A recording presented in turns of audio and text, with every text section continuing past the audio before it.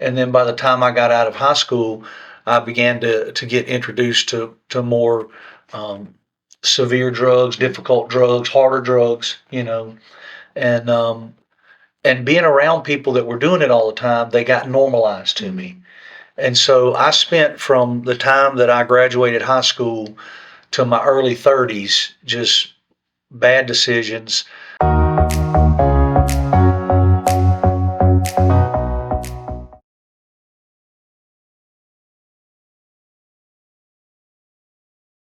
Hey, Billy. Hey, Beaulah. How are you?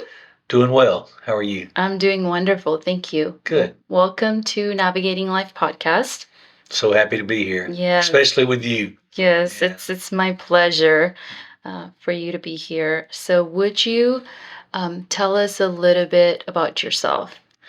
Yeah. I live in Mississippi. I grew up there. I've lived there my entire life. I am a bivocational pastor. I work for an insurance company and from 8 to 5. And then I have a little small Baptist church in Mississippi, central Mississippi, that I pastor. And I am married to my beautiful wife, Diane. And we are a blended family. So between us, we have 3 children and we have 5 grandchildren. And we have 2 more on the way. Yes, congratulations. Thank you. Yeah. Thank you. So, Billy, I know you were in a place in your 30s that you were about to end your life. Yes. And so, could you take us to that place and how did you get there? So how I got there, and I didn't know it where it was headed when the journey began. Okay, when I was young, both my parents worked, and so we were what you call latchkey kids. We would come home after school. We had keys to the house. Our parents would not get in till 6 o'clock or so, and so we had incredible freedom just to do whatever we wanted to do, and that led to me making some very influential friends that led me down the wrong path, to making some bad decisions. I started smoking cigarettes and drinking at a very young age. And, I think I was 12 years old when I first smoked and drank and smoked marijuana. And so, through high school, that just continued that kind of behavior, and it got worse and worse. And then by the time I got out of high school, I began to get introduced to more severe drugs, difficult drugs, harder drugs, and and being around people that were doing it all the time, they got normalized to me. And so I spent from the time that I graduated high school to my early 30s just bad decisions. I had a marriage at a young age that ended due to infidelity, and I had excuse me, I had a child in that marriage, and so after the marriage ended, I kind of became a non-existent dad. I mean, I paid child support, but when it was my time to have my son, I would pick him up and take him to my parents and drop him off. Because I was more interested in going out and having fun and doing drugs and just living my life how I thought I wanted to live it, you know. And then in the 30s, or late 20s and early 30s, I started doing a drug called crystal meth. And it took me down a really bad path. And I had some things that happened in my life, a relationship that ended very badly, and I went into a depression. And that's what brought me to that point to where I almost committed suicide. So that's how that came about. So, so how did it? Okay, so you were there, but then what happened? The turnaround? Yeah. So the turnaround, I was sitting in my house alone, and I had my loaded gun sitting on the coffee table, and I was trying to think, is there any reason that I shouldn't just end my life right now? That's how unhappy and depressed I was. And I thought about my son, and which is so bizarre because I had lived most of my life up to that point putting him behind anything else in my life, really. I mean, I'd like to say that I didn't, but I did, And so I had known people that had been affected by suicide, and I had seen the damage that it did. And I knew that night that if I took my life, my son was always going to have to grapple with the fact that he was not enough for me to stick around. And so I pushed the gun aside and I started rationalizing things. Here's something crazy. I believed in God, but I didn't believe what Christians said about God, and I didn't believe what the Bible said about God. But I really never gave them the time of day to find out what they said. I had a preconceived notion about what they said. And so I really thought that night, if there's a God, and I believe he is, and he created me, and I believe he did, he would be an awfully cruel God to create me for my life to be so bad that I'm thinking about ending it.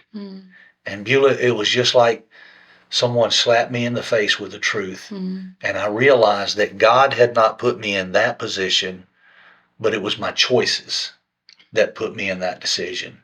And so when that happened, I was so overcome with emotions that I was just weeping, And I had a friend that, we had played in a garage band together, and we had run around together. And in 1989, he and his wife became Christians, and we went our separate ways because, we were not going down the same path any longer. And it wasn't that they didn't like me, or they just knew they couldn't continue down my path, right? So this was 95 that I'm having my crisis moment. They had become Christians in 89. Well, that morning, it was about 2:00 in the morning on a Saturday morning, I found my friend's number and I called him and woke him up. And I just began to pour my heart out to him. And I was weeping uncontrollably. And he said some things to me that I still remember this day. One thing he said is, "What do you expect your life to be like when you're living your life ignoring God?" And then he invited me to go to church with him. And typically at this point, that would have been the point where I'd have said, "No, church is not for me," But I said, "You know what? I'm going to try something radically different." So I went with him to church, and the incredible thing happened. I ended up becoming a born-again believer that day, and God just turned my life around. He turned my life around from that. Wow. Thank you for sharing that. That is an incredible, story. So you not only were like you went through all of this, with drugs and, but you also had another challenging phase after. Yes. So would you like to talk about that? Sure. Many years after that. Now understand, I had been living my life the way that I thought was right, but apart from any kind of direction, intake from God or from the Bible. Okay. When I became a Christian and I started studying the Bible, I realized that God created marriage and God had a plan for marriage. And so there came a time after a while of me being a Christian that I began to desire a godly marriage and a godly mate. And Beaulah, I remember one night in my apartment getting on my knees and praying to God and just surrendering everything to God when it came to me finding that person or not finding that person, And so I said, "God, you know the desires of my heart. If you want me to be married, you'll bring that person into my life. And if you don't, as much as I don't want to be single, you're enough for me, and I will be, And so it was no time after that. God brought Diane, my wife, into my life. But the challenging part of it is that Diane had been married before, and she had 2 daughters, and I had a son. And so when we got married, shortly after we got married, and we had this blended family, really primarily at that time between me and Diane and her girls. But shortly after that, some things happened that caused my son to have the necessity to be with us. Okay. And so he came into our house, and that brought just even more of a difficult dynamic.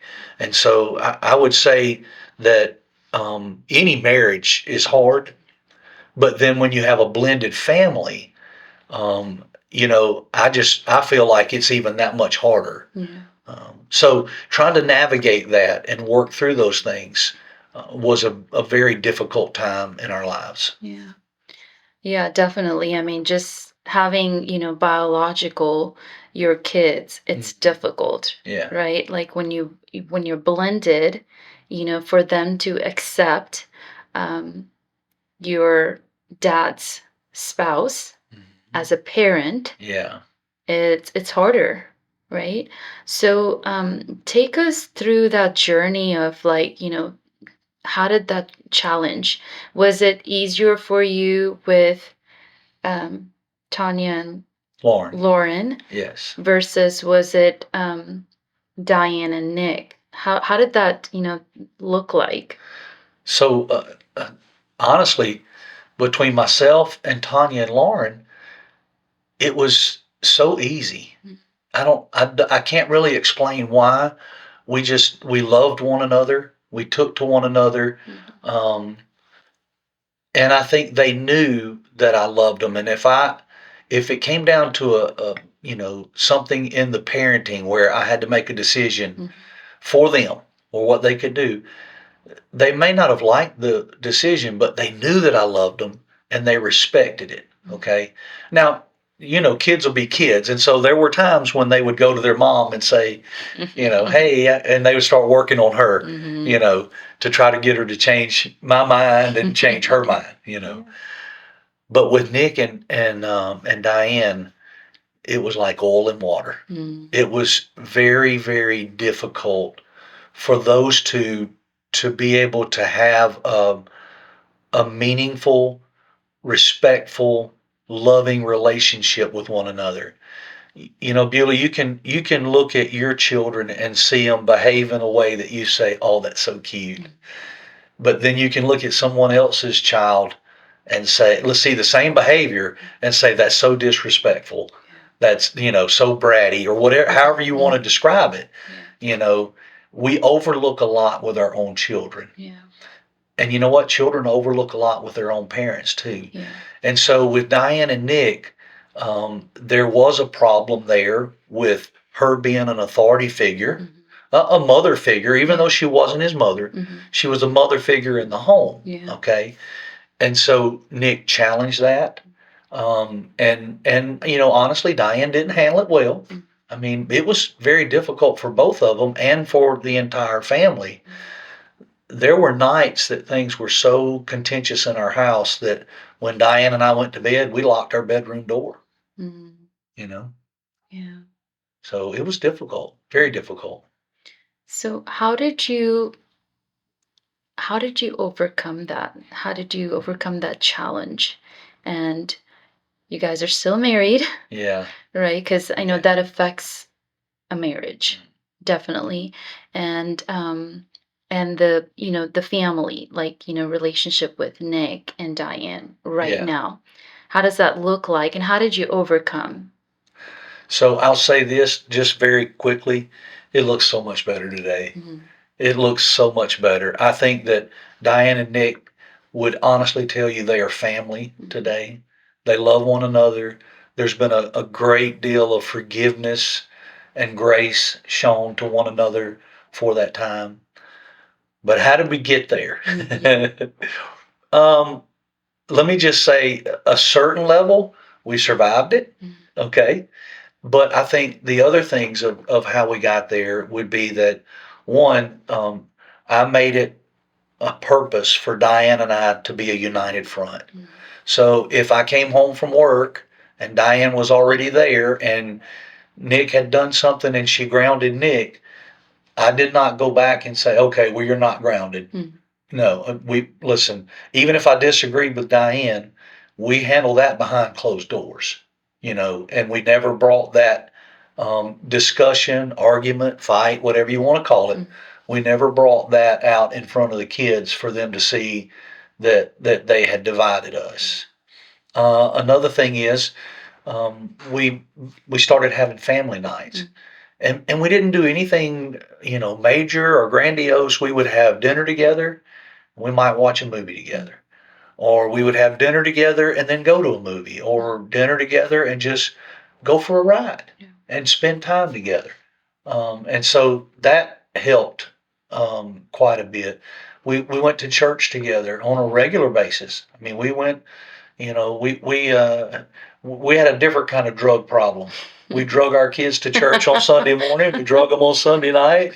We drug them on Wednesday night. So they had a different kind of drug problem than I had. That's funny. But those are just some of the practical things that we did. And we knew that God had brought us together. And so we were in it for the long haul. And the difficult times were not going to cause us to throw the towel in and say this is too hard. Yeah. I was listening to a podcast, and they were talking about, a blended family. Like, you could take it as a slow cooker or a microwave mentality. So, what are you trying to achieve, right? Like, it doesn't happen overnight, right? It's like a slow cooker. It takes time. And building relationships in a blended family takes time, right? So, like, how long did it take, really, honestly, like, for you all to, like, come to that place? Was it pretty quick, or No. yeah, No, like, how it was long did not. it take, you think? So when we were in the heat of the difficulties, our kids were in their teens, okay? And I would say that we really did not come to a place to where I feel like we're past all of it. Probably until, with Nick being a teen, I would say probably until he was 30 years old. Because listen, there was some deep resentment there. Yeah. But I think you come to the point to where you realize you can either hold on to that resentment and unforgiveness, and it is like poison. Yeah. I mean, you think that you're going to do them harm by holding that resentment and unforgiveness, but really the one you're harming the most is yourself, because you have a root of bitterness in your life. But I think I think Diane came to it before Nick did. But I think Nick, and that's just maturity, I think. But Nick did finally come to that place, and it is so much better now, Beaulah. And here's something that I laugh at just thinking about it, and that is some of the things that were the most difficult things that we went through. I'm talking about tears shed, things said in anger, doors slammed and locked. Some of those things that we went through that were the most difficult, we look back on now and we laugh.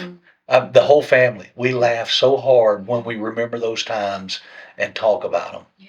So I think that probably, one thing that I would say is when you're going through those difficult times, just remember they're not eternal. Yeah. They're temporary. Yeah. That's a great tip that you shared, because if people, are getting into that place, with expectations, right? Oh, it's going to be, we can do this. Like you said, it worked out quickly with you and the girls. Yes. But not so with Diane and Nick. So, and every relationship is different, every family is different, and it's unique. So, don't throw in the towel yet. That's right. Hang in there, and like for you, like almost took over a decade, right? Like for Diane and Nick to kind of come to that place. And also, there will be a time when we will look back and laugh, because at that point they seemed like huge. Yeah. But, time and just hanging in there and persevering, I feel like definitely you'll look back and glad that you didn't give up. Yes. I'm already Yeah. looking back and glad that I didn't give up. And I think that will continue going forward. Yeah. Yeah. Billy, what lessons have you learned from your younger years, like the challenging phase that you experienced? What lessons have you learned from that experience?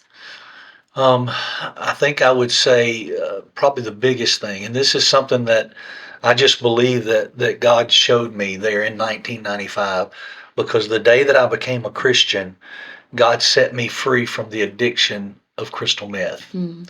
And not only did He set me free from it, but He showed me what it is. And here's the thing that I really want people to understand is that crystal meth and other drugs that are out there, cocaine, LSD, whatever it is, they're life killers. Yeah.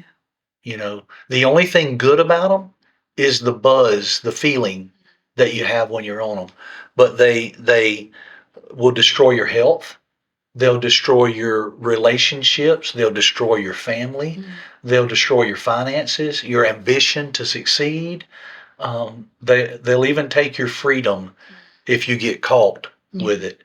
And so when you weigh all of that, understand that that kind of addiction to a drug like crystal meth, it will take everything from you but that buzz. Mm. Yeah. Yeah.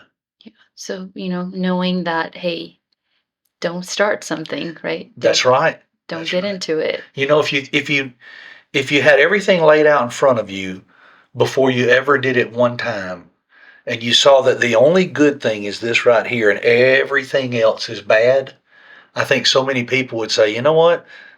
This one moment is not worth all of this.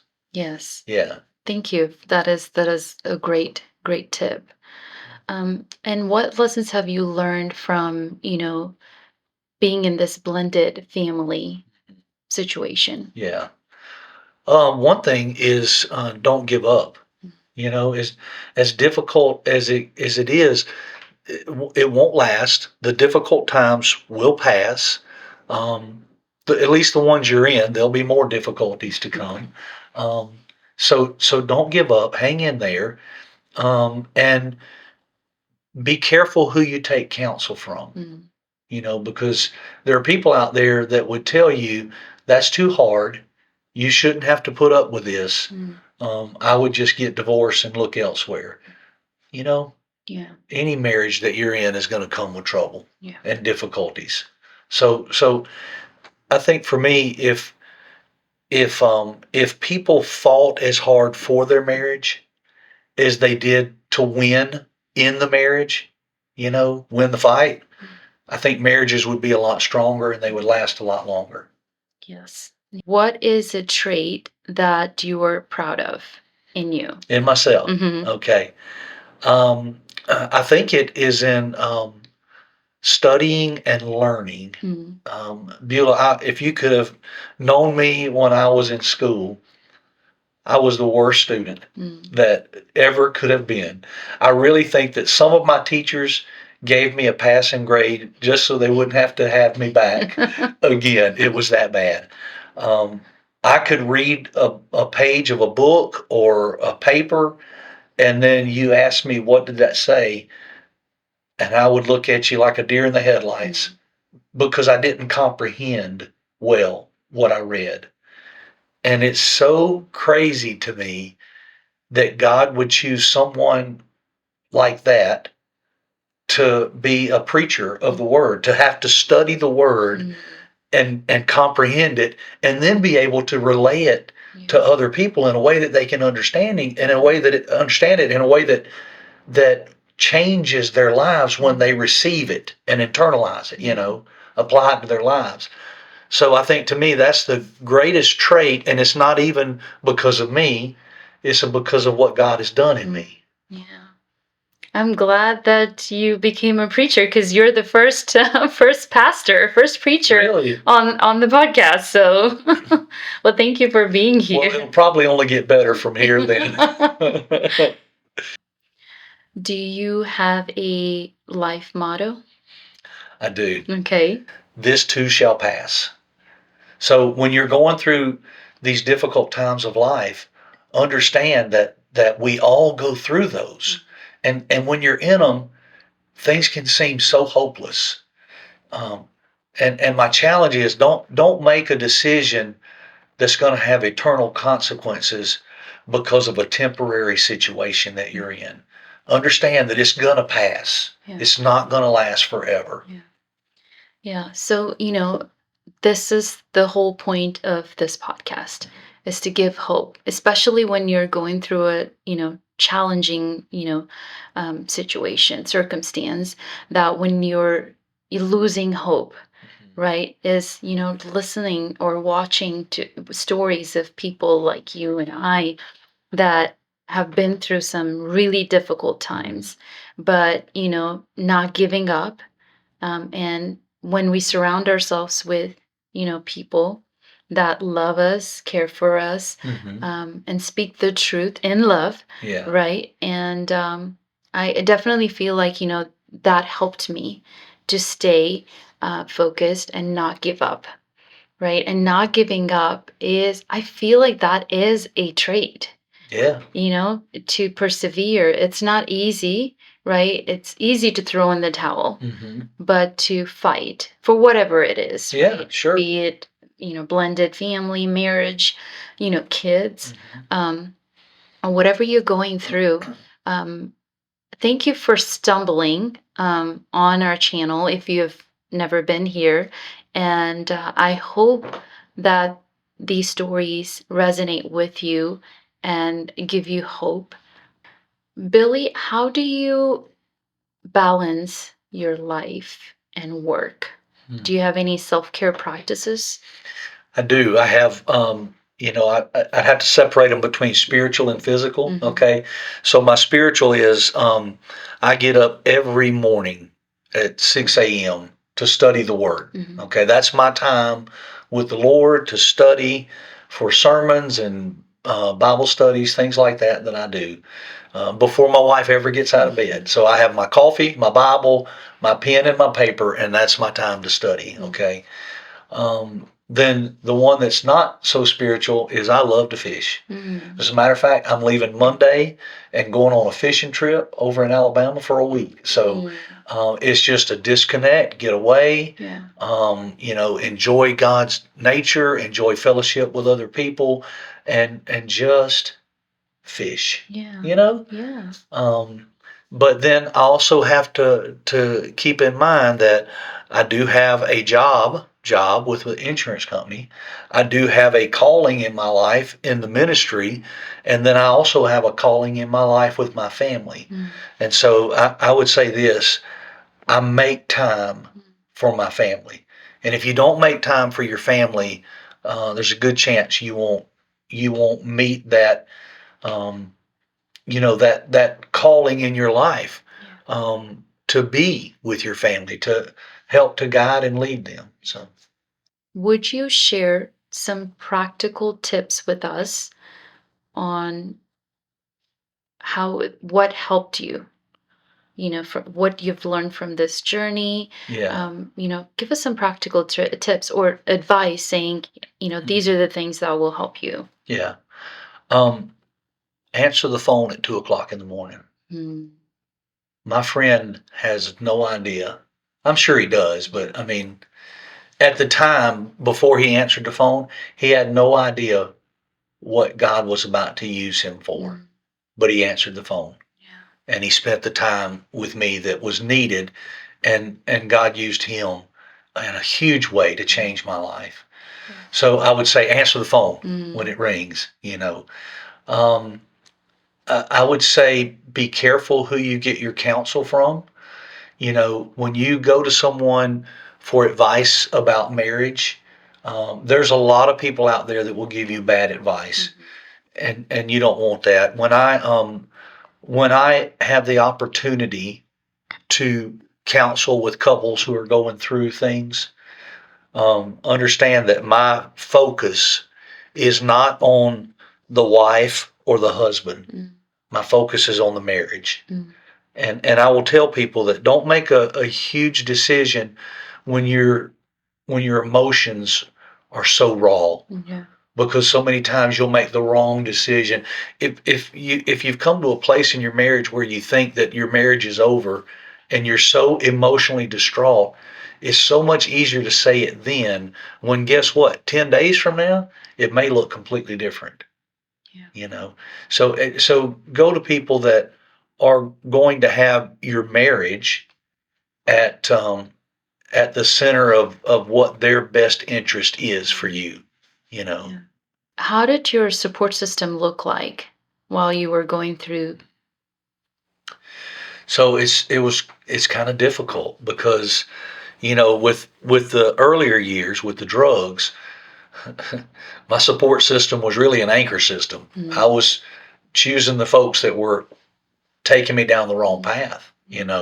So I really had no support system then. And apart from the work of God, I may not have survived, yeah. you know. But as far as from the blended family, um, Diane and I and Nick, we sought counseling from 4 different counselors. Mm, You know, one was a clergy member at our church, mhm, and he just did it because he loved us. He was not trained, mhm, but he did it because he loved us. And it came to a point to where he said, "You know what? I think you guys need mm, a trained counselor." And so we went to one, and for whatever reason, he was not the right one. We went to another, and she was not the right one. And then we went to a third one that I really thought was going good, and then it's like he got off on the wrong track mm, and went in a direction that was completely off base for what was really happening. And so out of all of those, we never really found the right one, and we gave up. And I don't think we should have given up. I think we should have kept looking mhm, for that right person. But we also, you know, the people that we did go to, they were they were looking at it really one-sided. Like my parents, they're gone home to be with the Lord now. But mhm, my parents, when we talked to them about it, they were bent towards, that's my grandson, mhm. you know, and they loved him so much as their grandson that they really couldn't see it objectively, you know. So that was kind of difficult. It kind of made us feel alienated, Yeah. and alone. We had some really um, loving friends at church. We had some really good small groups with some very good teachers Mm, that invested in our lives, mm, not only through teaching the word, but spending time with us and sharing truth with us. mm. And that actually led to us being able to teach for a while Yeah. with you Yeah. guys. That was a great time. Yeah, that's how we met, It like is. over 2 decades ago. Yeah. And I'm really grateful to you and Diane because I remember you were the first couple that really modeled that, vulnerability and honesty, that, authentic, like how do people do life being real? Yeah. And so you and Diane were the first couple that modeled that to us. So really, really appreciate it. And we appreciate your friendship. And thank you for being here all the way from Mississippi That's right. to be on this podcast. Things are bigger in Mississippi, right? Yeah, not really in Texas. But thank you for, being here. Thank you for watching this episode. Um, Please consider subscribing to our channel and share it with a friend that might need this, episode, this story, this inspiring story. Thank you, Billy. Thank And you. we'll see you next time. Bye bye.